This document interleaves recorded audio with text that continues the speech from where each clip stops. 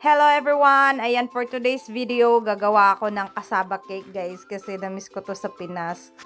Ayan, balatan mo na yung kasaba. Iba yung kasaba na texture dito guys, parang matigas. Pero sige, go lang kasi wala nang iba. Ayan, ang hirap balatan guys.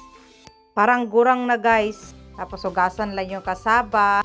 Ito yung pinaka-struggle kasi ito yung kidkirin mo yung kasaba guys na mano-mano guys. Kaya ang sakit sa arms niyan guys. Kaya ayan, dahil gusto mo yan. Tapos pigaan mo lang, tanggalan mo ng wag masyadong diin sa pagpiga, unting juice lang. Discard mo yung juice. Tapos time to mikos-mikos. Lagyan ng coconut cream or kakang gata. Ilalagay ko na lang sa comment section ang recipe guys. Tapos granulated sugar. Halo-haluin lang yan guys. Kailangan mahalo siya. Sunod na yung condensed milk. 1 can of condensed milk yan guys na sweetened. Siyempre simutin natin. Tapos sunod ilagay naman yung isang lata ng evaporated milk. Isunod naman yung 3 eggs. Tapos imimix lang siya dahan-dahan sa mixture guys. Tapos lagyan ng 2 tablespoon of melted butter. Tapos imikos-mikos lang natin yan guys. Kailangan nahalong mabuti guys lahat para even yung tamis. Yan, gumamit ako ng whisk para mahalo siya ng maayos.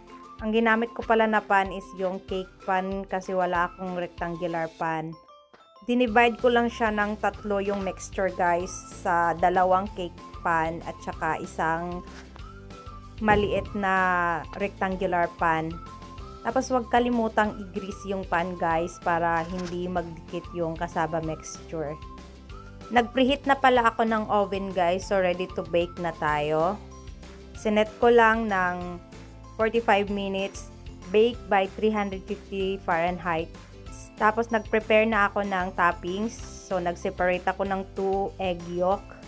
Tapos lagyan ng kakang gata, condensed milk, at saka ihalo na yung egg yolk. Tapos mix, mikos. Sabay may parang bakla dito na paparazzi. Guys, luto na ang aking kasaba cake. Look at that, guys. Lagyan natin na toppings. Tapos yan, ibibake pa natin ulit yan, guys, ha. Tapos lalagyan ng cheese, of course. Cheddar cheese ang ginamit ko niyan, guys. Yan, masarap yan na cheese. Tapos ibibake natin ulit yan ng another 20 minutes. Look at that guys! Ang sarap! Antikiman time na! Craving satisfied na naman si Inday. Ala Benito Kasaba Cake. Nandito na sa American. Thank you for watching guys. See you to my next vlog. Bye!